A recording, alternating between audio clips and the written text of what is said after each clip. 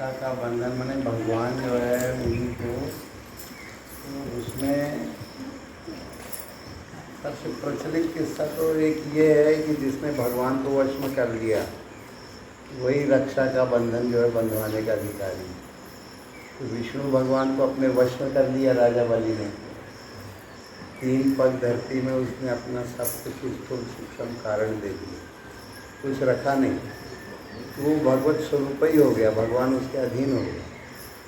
उनका यार हमने तुम्हारा सब ले लिया, तुम्हें भी हमें कुछ देना चाहिए, कुछ तुम मांगो। तो राजा बलि ने कहा कि हाँ एक बता दो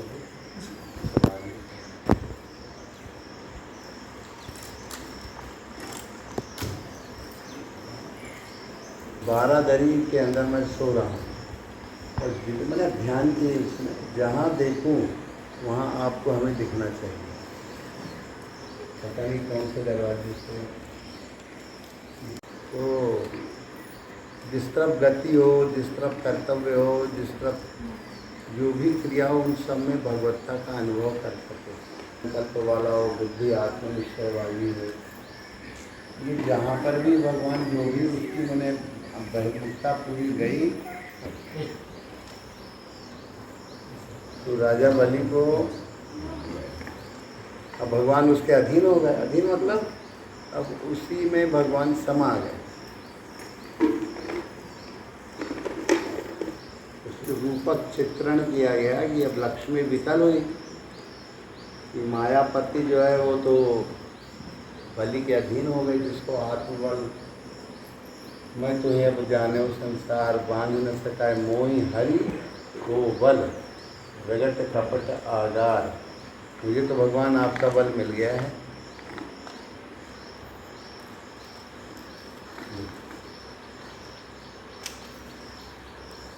प्रगट कपट आगार, तुम तो प्रगट में ही कपट के घर हो। हमें तो भगवान आपका बल माने जो भगवान के बल से बलि हो गया वो वास्तविक बलि है, बाकी के बलि तो ऐसे ही आए। कितना भी बुद्धि का बल हो, और अगर बुद्धि का बल बहिर्मुखी है तो वो बल नहीं है, अब निर्बल है, क्योंकि आत्मबली नहीं है।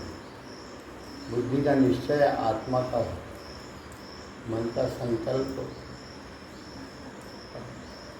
शरीर किसी का बहुत, उसके पास पावर बहुत आ जाए, बाहरी दृष्टि से कोई बाहरी दृष्टि से कोई भी जनता के ऊपर शासन करने वाला कोई भी अधिकारी, छोटा हो बड़ा हो और बड़ा हो, कोई अधिकारी हो गया।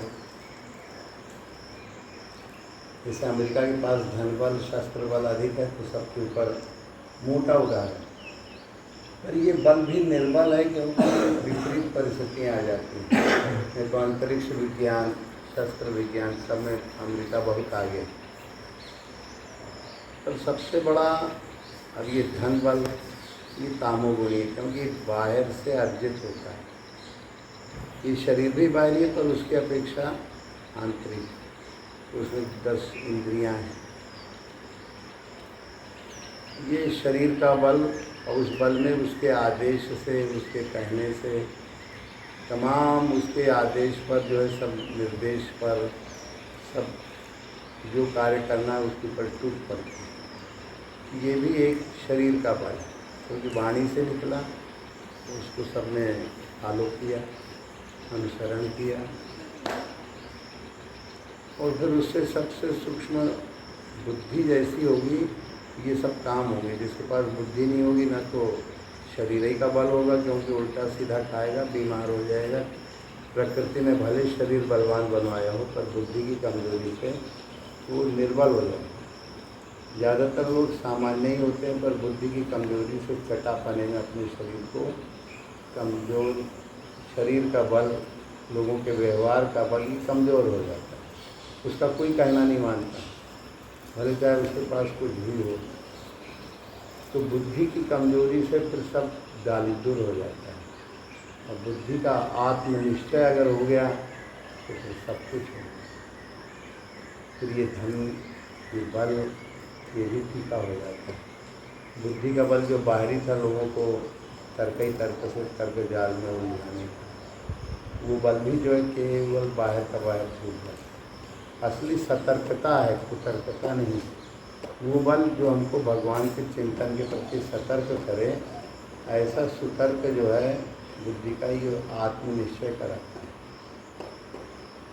कि बाहर कुछ भी करेंगे, कितना भी करेंगे, सब जब उसको करने वाला शरीर ही विलीन हो जाएगा, ये उन संबंधों से होने वाली क्रियाओं का क्या, ये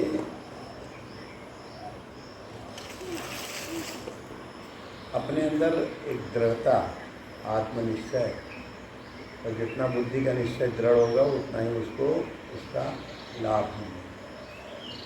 ये बुद्धि का बल जो है, अब आत्म बलि माने आत्मा का निश्चय बुद्धि में हो जाने के कारण वो बलि हो गया। और वो बलि होने के कारण उसको अब लक्ष्मी माया जो है भटक रही है। कहे भाई इस भक्त के अधीन हो गई माया, तो मायापति हो गए, मैं क्या करूं। तो ऐसा किस्सा कहते हैं कि उसमें जो है आज भी वो मंत्र बलि वाला ही पढ़ा जाता है, पंडित लोग पढ़ते हैं कि बलि को भगवान ने बांधा और भगवान को बलि ने, और उस बलि को फिर से रक्षा बंधन में बांधने के लिए रक्षा सूत्र लेके कौन गई, लक्ष्मी। कहें 12 महीना की आपने ड्यूटी दे दी है,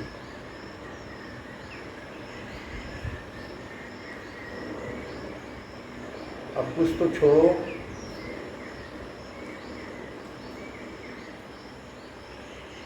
तो अब भगवान जिसके वश में हो गए वो तो वश में रहेंगे ही, कोई बाहर थोड़ी। आत्मा तो सबके अंदर है, केवल बुद्धि की कमजोरी से, मन की कमजोरी से और बाहरी प्रपंच में उलझ जाने से सबको जो है अपना आत्मबल कमज़ोर हो, शरीर संबंधों में उलझ जाने से जो आत्मा का बल है वो काम नहीं कर पाता है। सबके अंदर आत्मा है, सबके, लकी बिरले पाए, कोई बिरला देख पाता है, बिरला जान पाता है। ये राजा बलि को लक्ष्मी ने रक्षा सूत्र बांधा कि हमारी रक्षा करो, भगवान तुम्हारे अधीन हैं। तो